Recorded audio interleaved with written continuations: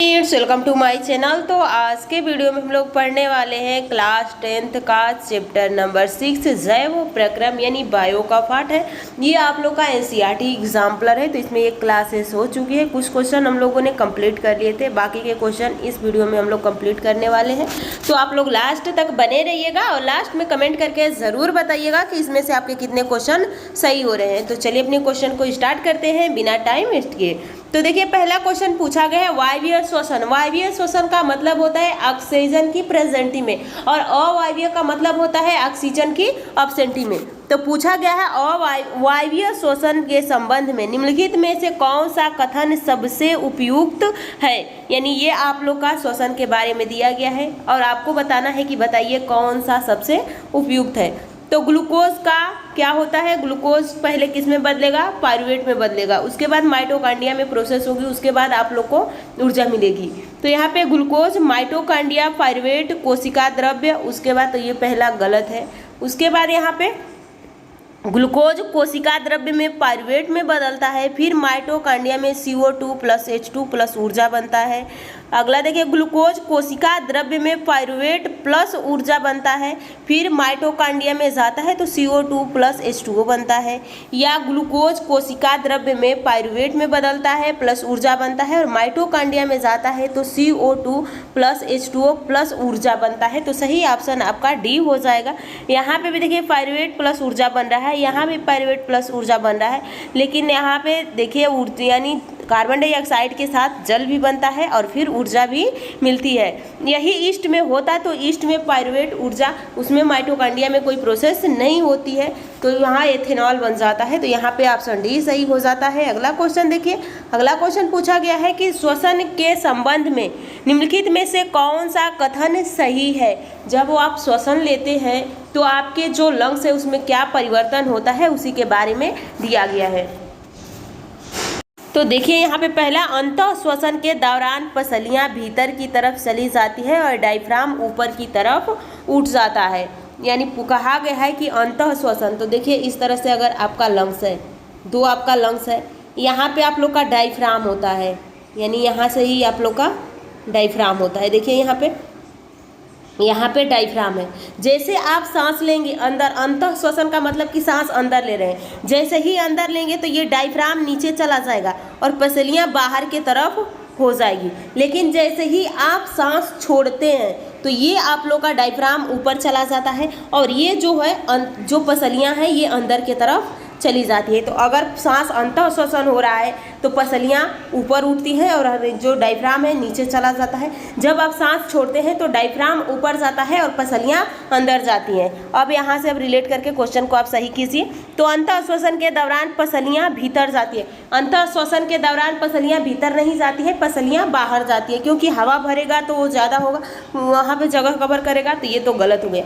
कुपिकाओं के भीतर गैसों का विनिमय होता है। देखेंगे लंग्स के अंदर छोटी छोटी कुपिकाएं होती हैं तो इसमें गैस ऑक्सीजन भर जाता है, तो ये सही है। अर्थात कुपिकाओं की वायु की ऑक्सीजन विसरित होकर रुधिर में पहुंच जाता है और रुधिर को कार्बन डाइऑक्साइड विसरित होकर कुपिकाओं की वायु में चला आता है, तो दूसरा सही है। तीसरा देखिए हीमोग्लोबिन में ऑक्सीजन की अपेक्षा कार्बन डाइऑक्साइड के प्रति अधिक बंधुता होता है, तो कार्बन डाइऑक्साइड के प्रति नहीं होता है, कार्बन मोनोऑक्साइड के प्रति होता है, तो ये भी गलत है। कुपिकाओं के कारण गैसों की विनिमय के लिए अत्यधिक सतह क्षेत्रफल उपलब्ध होता है, तो ऑप्शन चौथा भी सही है। तो दूसरा और चौथा सही है। देखिए किस ऑप्शन में दिया है, तो ऑप्शन डी सही हो जाता है। अगला क्वेश्चन देखिए, अगला क्वेश्चन पूछा गया है कि अंतः श्वसन के दौरान वायु प्रवाह का सही मार्ग कौन सा है। जब आप अंदर सांस लेते हैं तो हवा जो आपका अंदर जाता है उसका रास्ता बताना है कि किस किस रास्ते से वो होते हुए जाता है। तो यहाँ पे आप देख सकते हैं कि ये आप लोग का नसा द्वार, कंठ, ग्रसनी, श्वास नली, फेफड़ा, उसके बाद नसा मार्ग, नसा द्वार, श्वास नली, ग्रासनी, कंठ, कुपिकाएँ। कंठ, नसा द्वार, तो ये तो गलत हो गया, पहले नसा द्वार ही होगा। नसा द्वार जाता है जैसे कि यहाँ पे है, ये नसा है, ग्रासनी है, उसके बाद यहाँ पे कंठ होता है, फिर श्वास नलियाँ होती हैं इस तरह से, उसके बाद यहाँ छोटी छोटी कुपिकाएँ लगी होती हैं, तो सही ऑप्शन आपका डी हो जाएगा। अगला क्वेश्चन देखिए, अगला क्वेश्चन क्या पूछा गया है। अगला क्वेश्चन कहा गया है कि श्वसन के दौरान गैसों का विनिमय कहाँ होता है। तो गैसों का विनिमय कहाँ होता है? फेफड़ा की कुपिकाओं में। जैसे कि फेफड़ा में इस तरह से छोटी छोटी कुपिकाएं लगी हुई हैं, इसी में हवा जाके भर जाता है। जैसे ऑक्सीजन, तो ऑक्सीजन बाहर से जा के बैठता है और फिर कार्बन डाइऑक्साइड अंदर से आता है, तो यहीं से एक्सचेंज होता है कार्बन डाइऑक्साइड और ऑक्सीजन का। तो यहाँ पे श्वास नली के कंठ में, फेफड़े की कुपिकाओं में। तो सही ऑप्शन आपका हो जाएगा ऑप्शन बी। अगला क्वेश्चन देखिए, अगला क्वेश्चन क्या पूछा गया है। अगला क्वेश्चन पूछा गया है कि बताइए हृदय के बारे में निम्नलिखित में से कौन सा कथन सही है। तो हार्ट के बारे में आपसे ट्रू पूछा है। तो देखिए आपका हार्ट 4 चेम्बर होता है, इस तरह से होता है। यहाँ पे सेक्टम लगा होता है, यहाँ पे लगा होता है। तो यहाँ पे बाइकस्पिड होता है, यहाँ पे ट्राइकस्पिड होता है, इसको सेप्टम बोलते हैं। ये दायां अलिंद है, दायां नीले है, बायां अलिंद है, बायां नीले है। अशुद्ध ब्लड हमेशा बायां अलिंद से होते हुए नीले में आएगा, फिर नीले से इधर फेफड़ा में जाएगा, फिर फेफड़ा से आप लोग का बायां अलिंद में आएगा, उसके बाद बायां नीले में आकर फिर हमारे बॉडी में प्रवाहित करता है। तो देखिए ऑप्शन क्या दिया है। ऑप्शन दिया है, पूछा है कि बायां अलिंद, यानी देखिए यहाँ पे मैं अलिंद बना दे रही हूँ इस तरह से। तो बायां, ये वाला बायां है, यानी लेफ्ट राइट, ये बायां है, ये दायां है। तो देखिए यहाँ पे पूछा गया है कि बताइए बायां अलिंद शरीर के विभिन्न भागों से ऑक्सीजन रुधिर शरीर प्राप्त करता है, जबकि दायां अलिंद फेफड़ों में बी ऑक्सीजन जनित रुधिर प्राप्त करता है।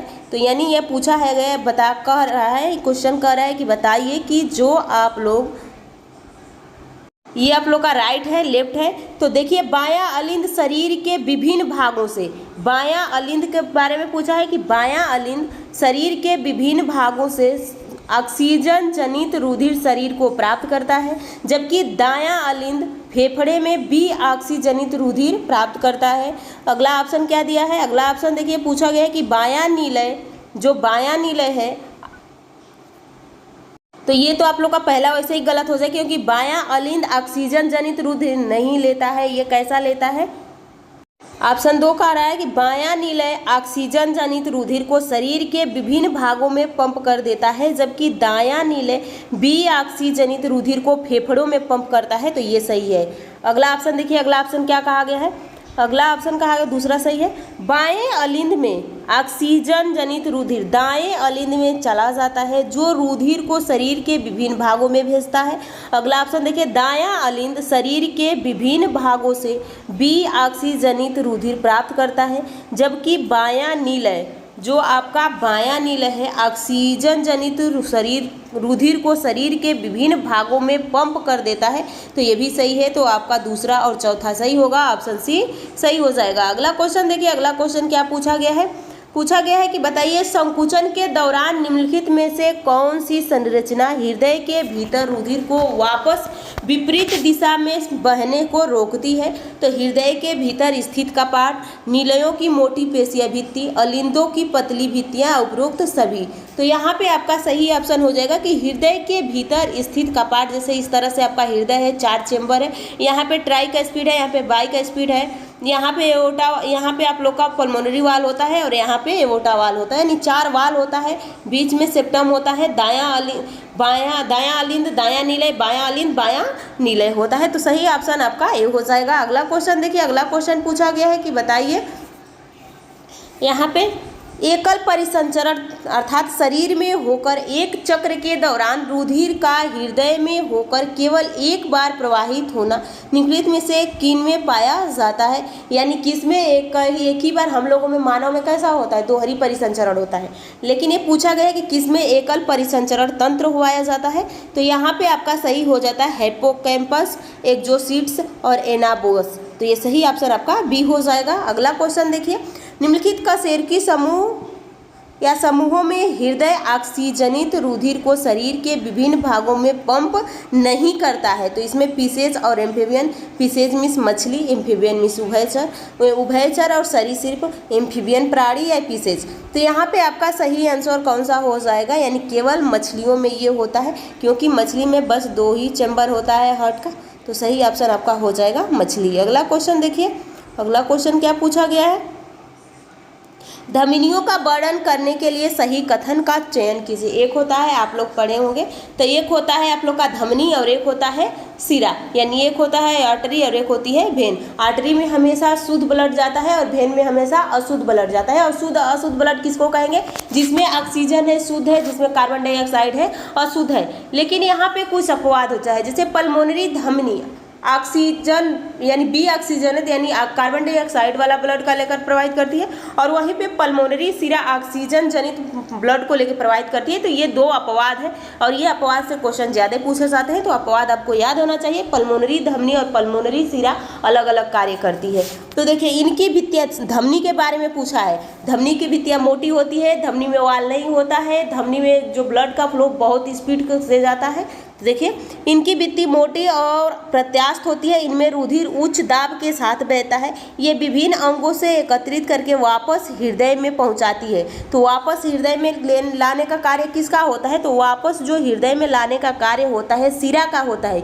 ये हृदय से पूरे बॉडी में ब्लड को लेकर जाती है। इनकी भित्तियाँ पतली होती है और इनके भीतर कपाट होते हैं, तो इसके भीतर कपाट नहीं होता है, कपाट सिरा के अंदर होता है। इनकी भित्तियाँ मोटी एवं प्रत्यास्थ होती है, इनमें रुधिर कम दाब में नहीं बहता है, उच्च दाब पे बहता है। इनकी भित्तियाँ मोटी एवं प्रत्यास्थ होती है, इनमें रुधिर उच्च दाब के साथ बहता है और यह रुधिर को हृदय से दूर शरीर के विभिन्न भागों तक लेके जाती है। तो ऑप्शन डी ही सही हो जाएगा। अगला क्वेश्चन देखिए, वृक्क का निस्यंदन इकाई को कहते हैं? तो जो न्यूरॉन है मस्तिष्क में पाया जाता है, न्यूरॉन मस्तिष्क में और नेफ्रॉन आप लोग का वृक्क में पाया जाता है। तो ऑप्शन डी सही हो जाता है। अगला क्वेश्चन देखिए, अगला क्वेश्चन क्या पूछा गया है? प्रकाश संश्लेषण प्रक्रिया के दौरान उत्पन्न होने वाली ऑक्सीजन कहाँ से प्राप्त होती है? तो वो जो ऑक्सीजन होता है वो ऑक्सीजन आप लोग का जल से प्राप्त होता है। आप लोग देखे होंगे जैसे कि CO2 प्लस H2O से मिलकर बनता है C6H12O6 plus 6H2O plus 6O2। यहाँ पे आप इसको बराबर कर सकते हैं। तो जो ऑक्सीजन यहाँ पे आप लोग को प्राप्त हुआ है, वो ऑक्सीजन इस जल से प्राप्त हुआ है। आपको पता होगा कि अगर यहाँ पे देखिए, अगर एक H2O टूटता है तो इससे 1/2 यानी आधा ऑक्सीजन का निर्माण होता है। अगला क्वेश्चन देखिए क्या पूछा गया है? उत्तकों से बाहर आने वाले रुधिर में किसकी मात्रा अपेक्षाकृत अधिक होती है? तो जब उत्तक से ब्लड बाहर आएगा तो पूछा गया है कि उसमें क्या सबसे ज़्यादा होगा? तो सबसे ज़्यादा कार्बन डाइऑक्साइड होगा। तो आप लोग का सही हो जाता है। तो आज की क्लास हम लोग यहीं पे समाप्त करेंगे। नेक्स्ट में इसमें और क्वेश्चन है, क्योंकि इस चैप्टर में ज़्यादा क्वेश्चन थे, तो बाकी के क्वेश्चन ये सारे हैं, तो इसको हम लोग नेक्स्ट क्लास में देखने वाले हैं। तो आप लोग चैनल को सब्सक्राइब